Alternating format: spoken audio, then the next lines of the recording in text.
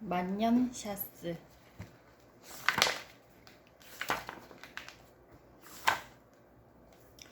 생물 시간이었다. 이 없는 동물이 무엇인지 아는가? 선생님이 두 번씩 거품 물어도 손드는 학생이 없더니 벼랑간 예! 소리를 지르면서 기분 좋게 손을 든 사람이 있었다. 창남인가? 어디 말해봐. 이 없는 동물은 늙은 영감입니다. 예끼! 하고 선생님은 소리를 질렀다. 온 반 학생이 깔깔거리고 웃어도 창남이는 태평으로 자리에 앉았다. 도덕 시간이었다.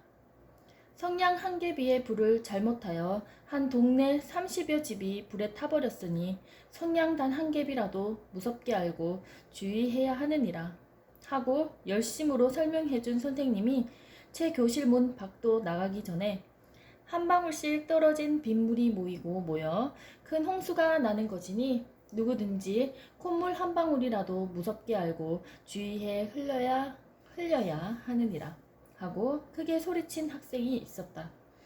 선생님은 그것을 듣고 터져나오는 웃음을 억지로 참으면서 돌아서서 그게 누구야? 아마 창남이가 또 그랬지?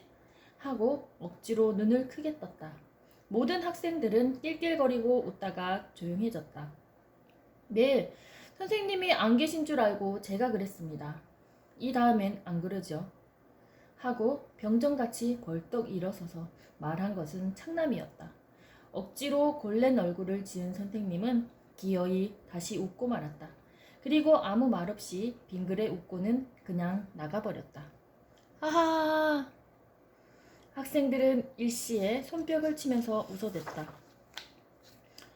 XX 고등 보통학교 1학년을 을반 창남이는 반 중에 제일 인기 좋은 쾌활한 소년이었다. 이름이 창남이요. 성이 한가라. 비행사 안창남. 당시 조선의 하늘을 난 비행사와 같다고 학생들은 모두 그를 보고 비행사 하고 부르는데 사실 그는 비행사같이 시원스럽고 유쾌한 성질을 가진 소년이었다. 모자가 다 해졌어도 새것을 사 쓰지 않고 양복 바지가 해져서 궁둥이에 조각조각을 붙이고 다니는 것을 보면 집안이 구차한 것도 같지만 그렇다고 단 한 번이라도 근심하는 빛이 있거나 남의 것을 부러워하는 눈치도 없었다. 남이 걱정이 있어 얼굴을 찡그릴 때에는 우스운 말을 잘 지어내고 동물들이 곤란한 일이 있을 때에는 좋은 의견도 잘 꺼내놓으므로 비행사의 이름은 더욱 높아졌다. 연설을 잘하고 토론을 잘해서 갑반하고 내기를 할 때에는 언제든지 창남이 혼자 나아가 이기는 셈이었다. 그러나 그의 집이 정말 가난한지 넉넉한지 아무도 아는 사람이 없었고 또 그의 집이 어디인지도 아는 사람이 없었다. 아무도 그가 가는 쪽으로 가는 학생이 없었고 가끔 그의 뒤를 쫓아가 보려고도 했으나 모두 중간에서 실패를 하고 말았다. 왜 그런고 하면 그는 날마다 20리 밖에서 학교를 다니기 때문이었다. 그는 다른 우스운 말은 가끔 하여도 자기 집안일이나 자기 신상에 대한 이야기는 말하는 법이 없었다. 그런 것을 보면 입이 무거운 편이었다. 그는 입과 같이 궁둥이가 무거워서 철봉 틀에서는 잘 넘어가지 못하여 늘 체조 선수님께 흉을 잡혔다. 하악한 후 학생들이 다 돌아간 다음에도 혼자 남아서 철봉 틀에 매달려 땀을 흘리면서 혼자 연습을 하고 있는 것을 동무들은 가끔 보았다.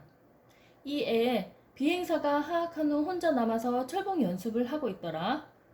땀을 뻘뻘 흘리면서 혼자 애를 쓰더라. 그래, 이제는 좀 넘어가던? 웬걸? 한 200번이나 넘도록 연습하면서 그래도 혼자 못 넘어가더라. 그래, 맨 나중에는 자기가 자기 손으로 그 누덕누덕 기운 궁둥이를 자꾸 때리면서 궁둥이가 무거워 하면서 가더라. 자기가 자기 궁둥이를 때려? 그러기 괴짜지. 아하하. 모두 웃었다. 어느 뭐로든지 창남이는 반중에 이야깃거리가 되는 몸이었다. 겨울도 겨울, 몹시도 추운 날이었다. 손을 입에 대고 호호 부는 이른 아침에 상학종은 치고 공부는 시작되었는데 한 번도 결석을 한 일이 없는 창남이가 이날은 오지 않았다. 호회일세, 호회야. 비행사가 결석을 하다니. 어제 저녁 그 무서운 바람에 어디로 날아간 게지. 아마 병이 났나 보다. 감기가 든 게지. 이놈아, 능청스럽게 아는 채 마라. 1학년 일반은 창남이 소문으로 수근수근 야단이었다. 첫째 시간이 반이나 넘어 지났을 때 교실 문이 덜컥 열리면서 창남이가 얼굴이 새빨개가지고 들어섰다. 학생과 선생님은 반가워하면서 웃었다. 그리고 그들은 창남이가 신고 섰는 구두를 보고 더욱 크게 웃었다. 그의 오른편 구두는 헝겊으로 싸매고 또 새끼로 감아 매고 또 그 위에 손수건으로 싸매고 하여 퉁퉁하기 짝이 없었다. 창남아, 오늘은 웬일로 늦었느냐? 예. 하고 창남이는 그 괴상한 퉁퉁한 구두를 신은 발을 번쩍 들고 오다가 길에서 구두가 다 떨어져 너덜거리기에 새끼를 얻어서 고쳐 신었더니 또 너덜거리고 또 너덜거리고 해서 6번이나 제 손으로 고쳐 신고 오느라고 늦었습니다. 그러고도 창남이는 태평이었다. 그 시간이 끝나고 쉬는 동안에 창남이는 그 구두를 벗어 들고 다 해져서 너덜거리는 구두 주둥이를 손수건과 데님짝으로 얌전스럽게 싸매어 신었다. 그러고도 태평이었다. 따뜻한 날에도 귀찮은 체조 시간이 이처럼 살이 터지도록 추운 날이었다. 어떻게 이 추운 날 체조를 한담? 또 그 무섭고 딱딱한 선생님이 우통을 벗으라고 하겠지? 아유, 그 아찔이야. 하고 싫어들 하는 체조 시간이 되었다. 원래 군인으로 다니던 성질이라 무뚝뚝하고 용서 없는 체조 선생님이 호령을 하다가 그 괴상스러운 창남의 구두를 보았다. 한창남, 그 구두를 신고도 활동할 수 있나? 뻔뻔스럽게. 예, 얼마든지 할 수 있습니다. 이것 보십시오. 하고 창남이는 시키지도 않은 뜀도 띄어 보이고 가름박질도 하여 보이고 제자리 걸음도 부지런히 해 보였다. 체조 선생님도 어이가 없던지 상당히 치료에 신었군 하고 말았다. 그러고는 전열만 3걸음 앞으로 가! 전후열 모두 옷 벗어! 하고 다시 호령을 계속하였다.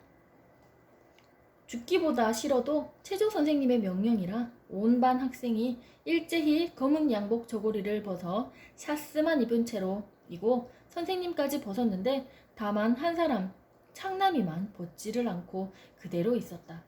한창남, 왜 옷을 안 벗니? 창남이는 고개를 푹 숙이면서 얼굴이 빨개졌다. 그가 이러기는 처음이었다. 한참 동안 멈칫멈칫하다가 고개를 들고 선생님, 만년샤스도 좋습니까? 뭐? 만년샤스? 만년샤스란 무엇이야? 맨몸 말씀입니다. 성난 체조 선생님은 당장에 후려 갈길듯이 그의 앞으로 뚜벅뚜벅 걸어가면서 벗어라! 호령하였다.